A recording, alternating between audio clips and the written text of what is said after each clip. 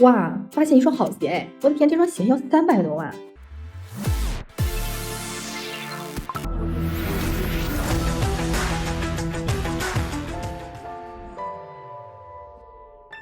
Hello，大家好，我是建叔的小助理。在 Stephen 上期的视频里呢，我们简单介绍了 Stephen 这个 Move to Earn 的猎游项目的基本玩法和优缺点分析，以及如何获得邀请码注册下载。那还没看的小伙伴呢，赶快去补作业。今天这期呢，我们就要实操体验一下，了解一下如何挑选鞋子，如何给鞋子加属性点数，以及一些赚币更快的隐藏玩法。不过呢，还是要关前提醒，猎游板块呢属于新兴板块，有机会也有风险。本期视频呢仅为个人使用体验和特别分享，不构成任何投资建议。本着不懂不投的原则，小伙伴们要自己做好风险评估哦。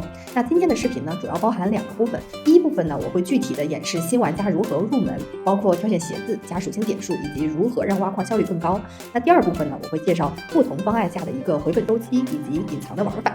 首先呢，我们来演示一下如何入门买鞋挑鞋。那上期视频中呢，已经给大家演示了如何在 APP 中创建钱包。那有了这个钱包之后呢，我们需要先在钱包中充值 SOL， 因为 Stephen 是基于 SOL 链上的一个链游项目，一会儿买鞋子是需要用 SOL 进行支付的。所以我们先打开 APP， 然后点击右上角的钱包。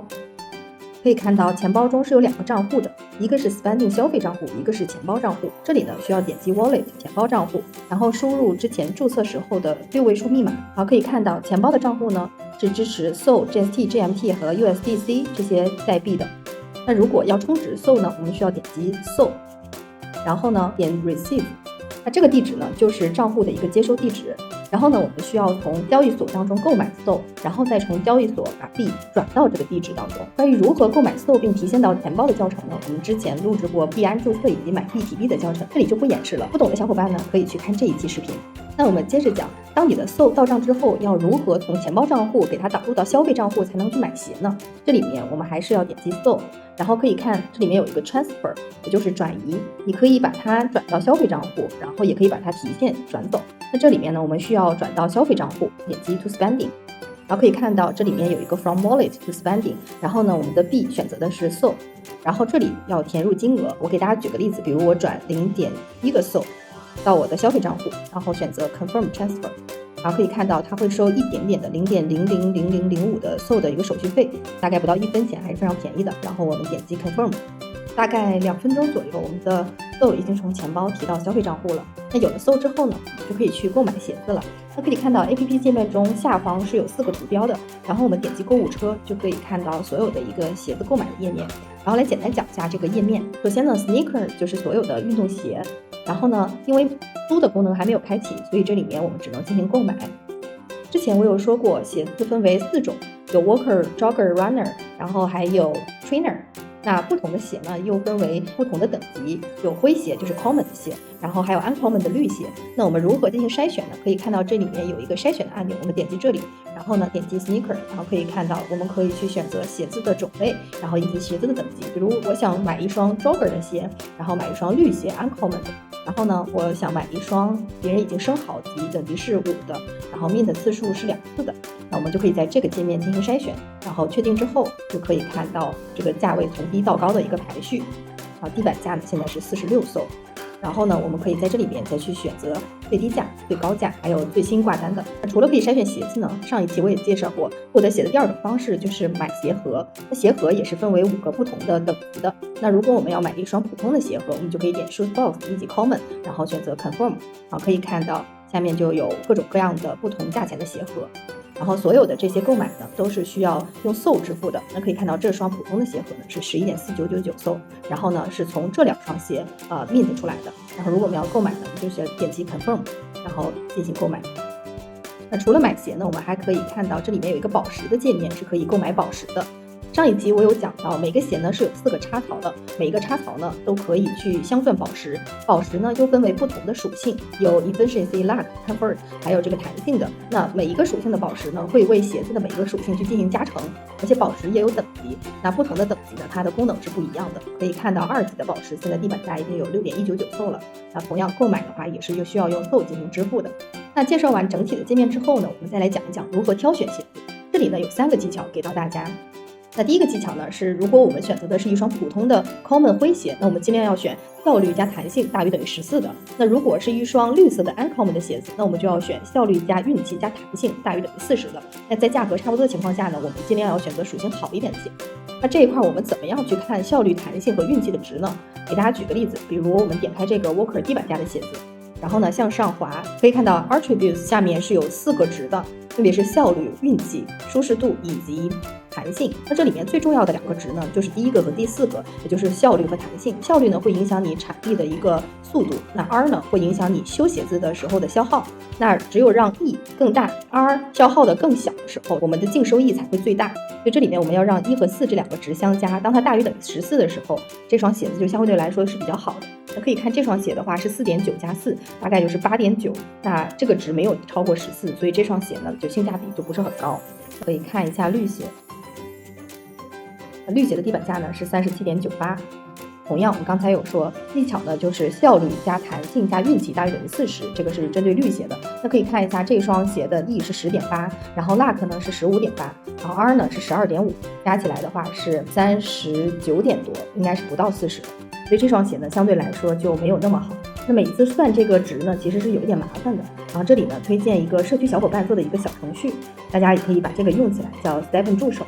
这里面的第3项是有一个鞋子的打分的，我们可以看到这里面它会把这些属性对应的一个效率进行一个打分。那你在买鞋的时候就可以输入这个效率的值、幸运的值和每个不同的值，然后呢它会测算出一个评分。如果这个评分比较高呢，就说明这双鞋子比较好，你就可以购买了。那说完了第1个选鞋技巧之后呢，我们再来讲一讲第2个选鞋的技巧，就是宝石插槽尽量含有 E 和 R 比较多的。那运动鞋呢是有4个不同的宝石插槽的，我们可以把买到的宝石放入这个插槽当中，去提升运动鞋的属性。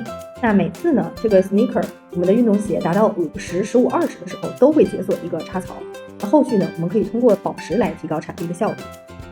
刚才我有讲到 E 和 R 是影响产地效率最重要的2个因素，所以如果我们的插槽当中没有 E 和 R 的话，那后续我们再去加这个宝石的时候就没有插槽。所以我们选鞋的时候呢也要注意，尽量选这个 E 和 R 插槽比较多的，比如这双鞋呢就是2个 E 1个 R 就是比较 OK 的。但是这双鞋就只有1个 E 插槽，剩下的都是 C 插槽。C 的话目前舒适度的属性还没有出相关的一个跟产地效率挂钩的一个规则玩法，所以 C 的话目前是不太重要的，所以大家一定要选 E 和 R 比较多的。那第3个技巧呢，就是建议大家新人入门的时候都建议选一双 Walker 的普通的灰色鞋子，然后呢可以选择 mint 过2次的，这下面有一个 true mint， 然后每一双鞋呢最多的 mint 次数是7，一般 mint 过2次的鞋呢成本是比较低的。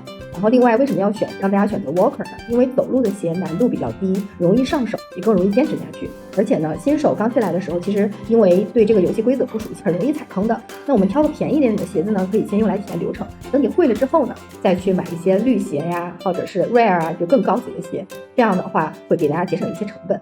另外呢，当你有多双鞋子的时候，其实每次走路的时候只需要选一双主鞋就可以了。那其他的鞋子呢，其实是用来凑能量的。那比如说我的这里面是有一个绿色的鞋子和2个灰色的鞋子，那我的绿色的鞋子呢，就是我的主鞋，然后我用这个主鞋去走路，那我所有产地的效率都和我主鞋的属性有关。其他2双鞋呢，主要是为了凑这个5点能量，让我产地的时间更长的。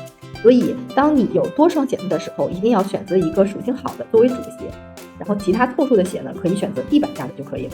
鞋子买好之后呢，我们就要开始正式的跑步了。那不同的鞋子配置占地的时间呢是不同的，比如一双灰鞋规定的是2个能量点数，我之前有说过，1个能量点等于5分钟。那一双灰鞋的 move turn 2的时间呢就是10分钟。那3双灰鞋呢是4个能量点，那就是20分钟。那这个有什么用呢？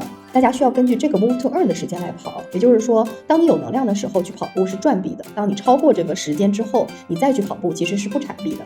那我这里呢是一律2灰的配置，那给大家看一下我在跑步过程中的一个产币的情况。可以看到点击开始3、2、1就可以跑步了。那右上角呢可以看到 GPS 的信号，那如果 GPS 信号弱呢，就会显示红色。当 GPS 显示红色的时候呢，是检测不到配速的，也是不产币的。所以这里提醒一下，一定要去空旷的室外跑，在室内呢或者小区楼群有遮挡的时候，其实是会影响 GPS 的，降低产臂效率。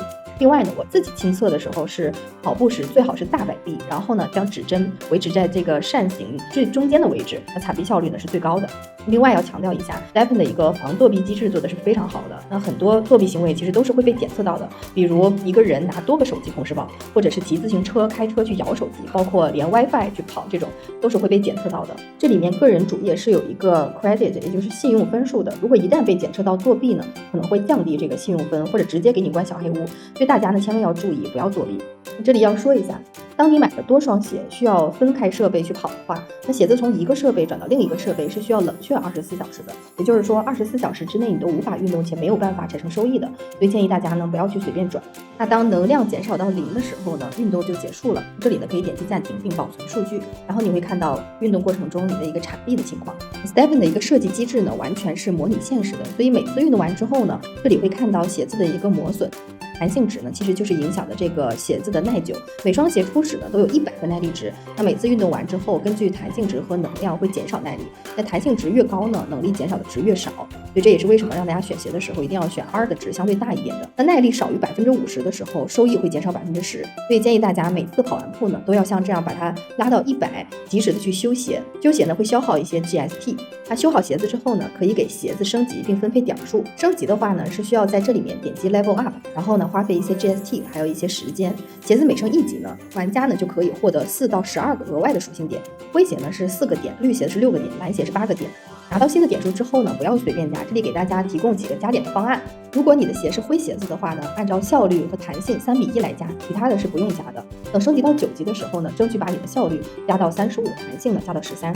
那如果你的鞋子是 LV9 的绿鞋呢，那可以以4:2的效率和弹性来进行分配。LV10之后呢，可以分配点数给到幸运，因为我自己有测过，幸运值高于20，等级高于 LV5之后呢，是有机会掉落 LV1宝箱的。比如我现在的绿色跑鞋呢 ，luck 值是20，只要一次性消耗5个能量，也就是跑步25分钟，那基本上都可以拿到 LV1宝箱的。白皮书当中呢，关于这个宝箱分布也是有一张图的，大家可以研究一下。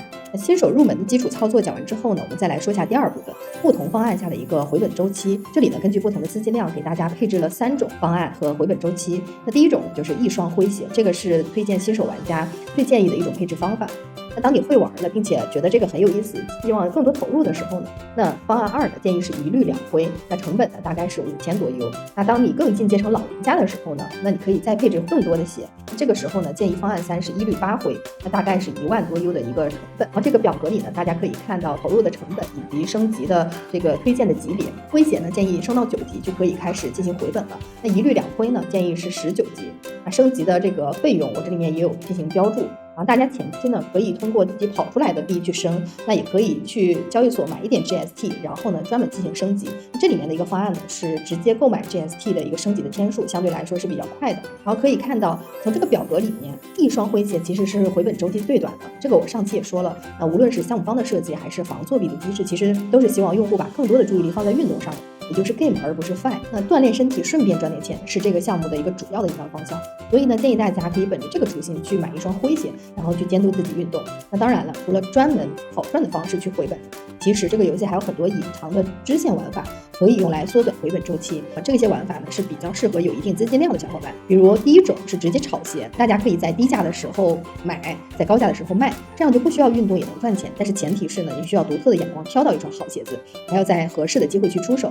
第2种呢，就是拼 luck 值去拿宝箱开宝石。我自己有测过，一双灰色鞋子呢，把幸运值加到20，一次走完4个能量就可以100%拿到 LV 的宝箱，小概率是拿到 LV2 的宝箱。第1周时间大概能开4个宝箱，平均的收益呢大概有40 GST， 所以这个就是一个额外的收益，是没有计算到上面的回本周期里的。那如果你开到了更高级的宝石，比如 LV2 的宝石，那地板价呢就大概有16点多 SO， 那回本其实是非常快的。那第3种呢，就是 mint 鞋子去赌绿鞋子。那鞋子升级到5级之后呢，并且在账号留存时间超过48小时，那你就可以用2双鞋去生孩子 mint 出一个鞋盒。每个运动鞋最多可以合成7次，一双运动鞋的合成次数越多呢，它消耗的 GST 和 GMT 的成本就越高。那具体的一个操作方法呢，首先我们就要选择一个运动鞋，然后点击这里这个新 mint， 选择另外一只运动鞋，然后点击 mint 就可以开始生产鞋盒了。这里呢，我把白皮书上关于不同的母鞋等级开出不同级别鞋子的概率表格放出来，大家可以认真看一下。那如果手气好呢，用普通的鞋子开出绿鞋，基本上一次就回本。以上呢就是 Stephen 这个项目实操部分的一个详细介绍，那可能还有一些地方没有讲到，那大家有其他细节的问题呢，也可以在下方的留言区留言给我。如果问题比较多呢，后续我可能会再出一期解答视频。那回顾一下本期视频的一个主要内容，今天呢重点讲了2大部分，第一个呢是新手入门的一个实操介绍，第二个呢是不同方案下的一个回本周期。那视频当中介绍过的一些工具表格还有相关链接呢，我都会附在视频的简介里，感兴趣的小伙伴可以自行查看。最后呢，还是建议大家，如果你是一个刚入门的新手，建议体验 GameFi 的模式加健身的初心去来体验这个项目。随着体验的深入呢，很多高阶玩法自然就能摸索出来了。那即使回本周期拉长，也能获得一个健康的身体。千万不要为了单纯的赚钱去跑，那这样就本末倒置了。以上呢就是本期干货视频的一个全部的内容。除了热点的项目测评和分析，我们的频道中还会分享更多的工具干货教程。如果你觉得视频对你有用，欢迎订阅我的频道，也可以关注建叔的 Twitter。有任何问题呢，可以在下方评论区或者给建叔的 Twitter 留言。今天就到这里啦，拜拜。